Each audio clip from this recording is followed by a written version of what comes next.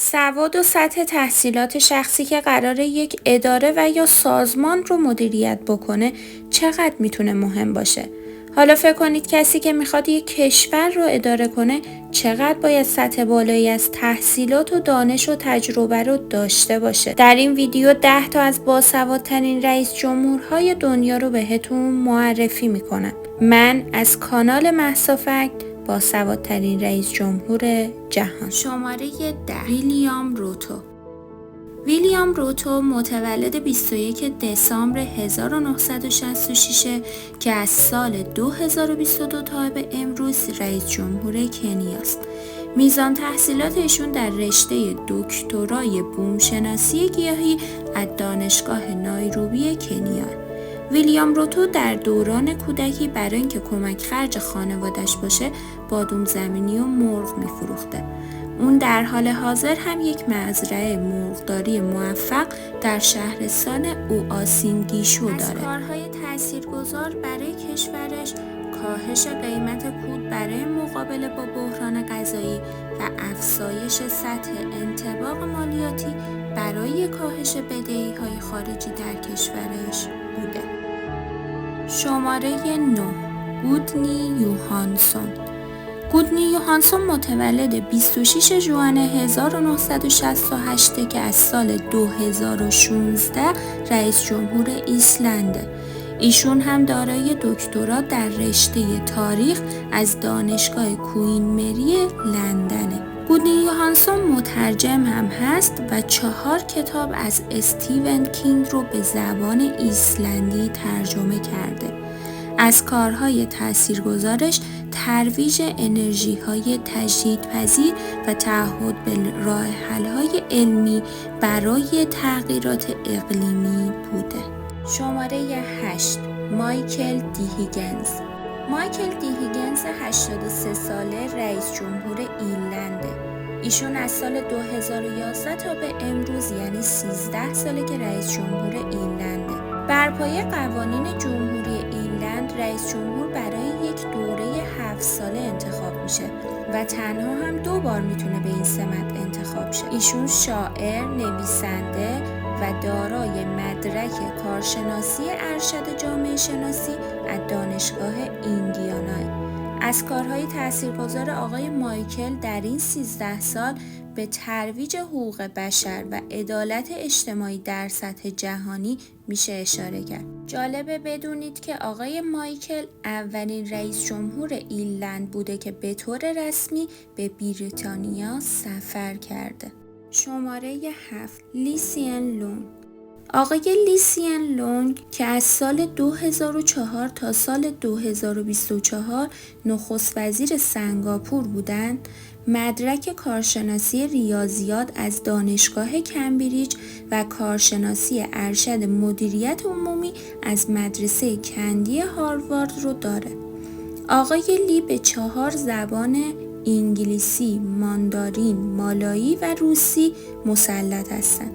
قانونی کردن قمار برای جذب سرمایه‌گذاری خارجی و توسعه مراکز تفریحی مانند ماریانا بی سنز که یکی از لوکس‌ترین هتل‌های جهانه از کارهای تاثیرگذار ایشون بوده. شماره 6. نفر بعدی لیست رئیس جمهور فرانسه آقای امانوئل مکرونه که از سال 2017 رئیس جمهور فرانسه هستند. ایشون دارای مدرک کارشناسی ارشد فلسفه از دانشگاه نانتر پاریس و کارشناسی ارشد مدیریت عمومی هستند. آقای مکرون عاشق پیشه از دوران دبیرستان عاشق معلم درام خودش میشه و بعدها هم با همون معلمش ازدواج میکنه. آقای مکرون در سن 39 سالگی به ریاست جمهوری فرانسه در میاد و لقب جوانترین رئیس جمهور فرانسه از زمان ناپلئون اول رو کسب میکنه. شماره 5. نفر بعدی رو همگی اسمش رو در سطح جهانی بسیار شنیدید. خانم آنگلا مرکل، بانوی سیاستمدار جهان. خانم مرکل متولد 17 ژوئن 1954 که از سال 2005 تا سال 2021 صدر اعظم آلمان بوده. ایشون دانشمند محقق در رشته دکترای شیمی کوانتوم از آکادمی علوم آلمان هستند. خانم مرکل یکی از برجسته ترین و کلیدی ترین سیاستمداران ادوار تاریخ جهان به حساب میاد. ایشون اولین زنی بودند که به عنوان صدر اعظم آلمان انتخاب شدند و 16 سال در این سمت خدمت کردند. از کارهای تاثیرگذارشون در دوره صدارتش میشه به مدیریت بحران مالی اروپا و پذیرش بیش از 1 میلیون پناهنده سوری اشاره کرد. شماره 4. شاید براتون جالب باشه که بدونید نفر دیگه این لیست کسی نیست جز آقای حسن روحانی.